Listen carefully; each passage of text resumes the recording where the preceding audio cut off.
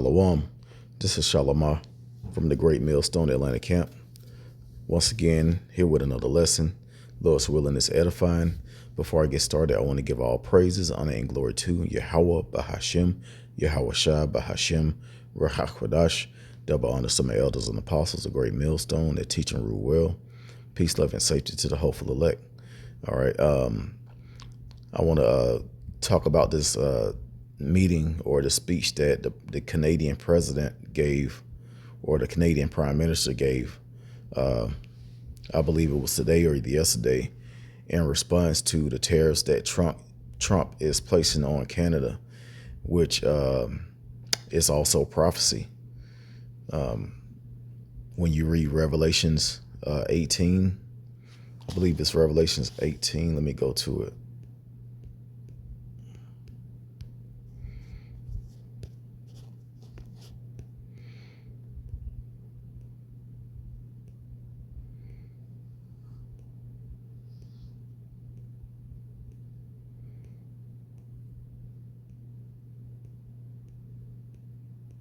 I think it's in 17, where it talks about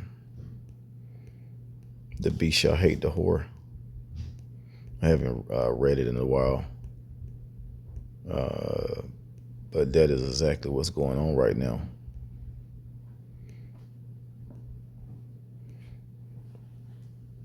Here it is, Revelation 17:16.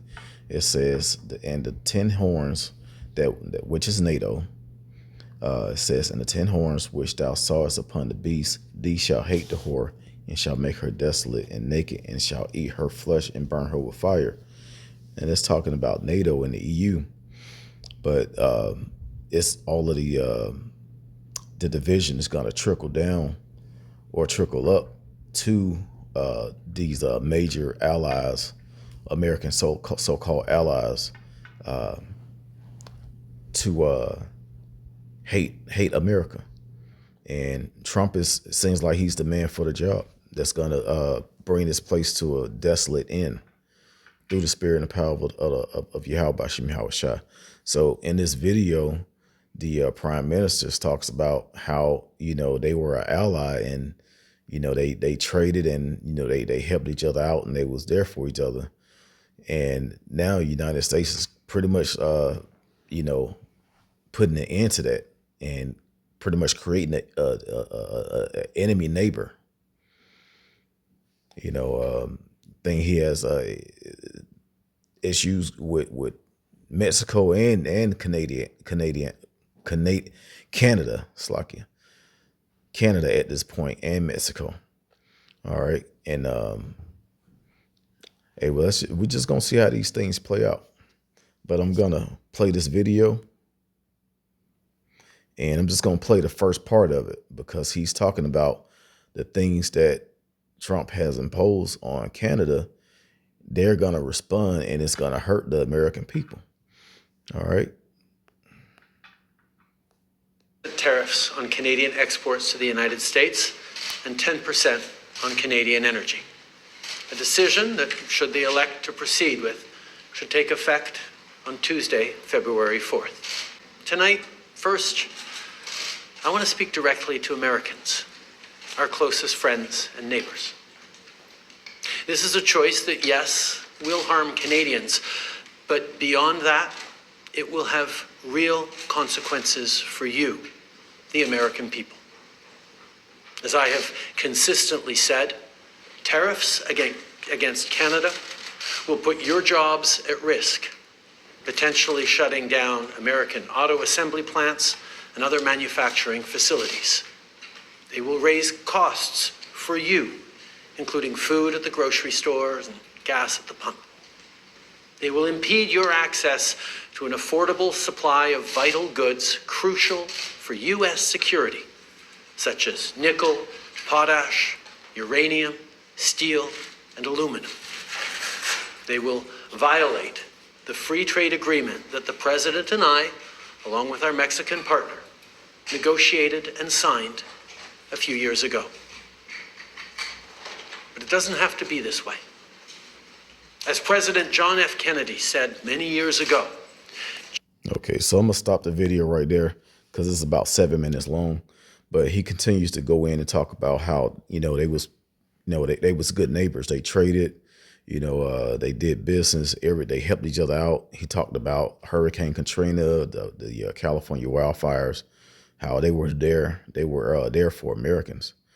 And now, that's coming to an end because of the tariffs.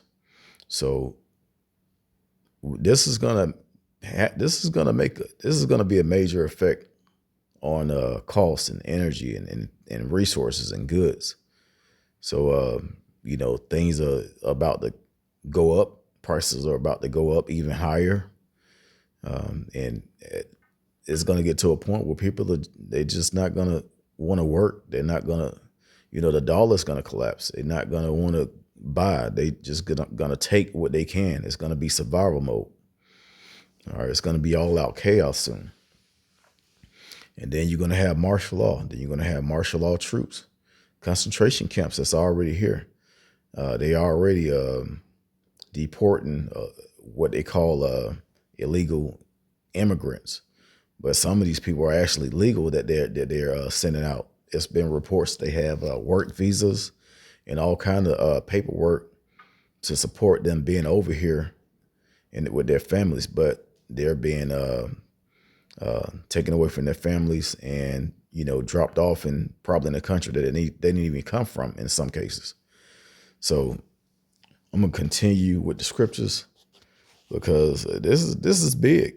This is really big. Let's go to Matthew chapter 12 because it talks about Satan being divided against Satan. All right. Matthew 12 and 25 says, and Yahushua knew their thoughts and said unto them, every kingdom divided against itself is brought to desolation, and every city or house divided against itself shall not stand. And if Satan cast out Satan, he is divided against himself. How shall then his kingdom stand? So yeah, this place it's about to fall. It's about to crumble. Well, it's crumbling now. It's falling now. And a lot of these things have been going on for a while, and it's just now, it's not even really showing effect because people are still going out, buying, living good, getting rich, partying, married and giving in marriage, as Matthew 24 says. They don't expect for what's about to happen. They're gonna be caught off guard. Okay, let's go to Isaiah 19. I actually pulled this out of my last lesson, and because it talks about kingdom against kingdom, and I believe it's verse 2. It says, and I will set the Egyptians against the Egyptians, and they shall fight everyone against his brother, and everyone against his neighbor, city against city, kingdom against kingdom. So yeah, it's about to be, this is going to turn into war real quick. This is going to turn into war. Right now, it's all about the economy and, it's hurting people's pockets. But after a while, it's not going to be any tariffs and taxes and all of those things. It's going to be harsh words exchange, and then after that, gunfire, and then at the end, nuclear missiles. All right, let's get Job 20 and 20 because it talks about the end of the wicked. This is Job 20 and 20. It says, surely he shall not feel quietness in his belly. He shall not save of that which he desire. There shall none of his meat be left. Therefore shall no man look for his goods. Right. That's not gonna. It's gotta come to a point where people are not gonna. They're gonna stop buying. It's gonna be survival mode. It says, in the fullness of his sufficiency, he shall be in straits. Every hand of the wicked shall come. It's like every hand of the wicked shall come upon him. Yeah, this place is about to be, everyone against himself. And that's ultimately talking about Esau, because Esau is the border of wickedness. It says every hand of the wicked shall be upon him. So you're going to have Edomite kingdoms against Edomite kingdoms. It says, when he is about to fill his belly, Yahweh shall cast the fury of his wrath upon him and shall rain it upon him while he is eating. So yeah, just when you think United States is and these other countries are doing good and collecting money, and it's all going to collapse and fall down. And we can see this because the world is in a bad state. Everybody's in an arm race to build the best weapons because they know they're going to need them soon. The best nuclear missiles, jets, building up the military. All of these things have been going on for years because they know what the result is going to be. It's going to be war. It says, he shall flee from the iron weapon, and the bow of steel shall strike him through. That's talking about those nuclear missiles. I'm going to go down to the end. It says, verse 29, this is the portion of a wicked man from the Most High, the heritage appointed unto him by the Most High. So yeah, the Lord Yahweh Bashim Yahushua is making all these things possible so this kingdom can collapse and the kingdom of heaven can be established. So I'm going to end it right there. I pray this was edifying. Once again, I want to give all praises, honor, and glory to Yahweh Bahashim, Yahweh Shai Bahashim Rachakwadash. Double honor to my elders and apostles, a great millstone that taught us his truth. Shalom to the elect.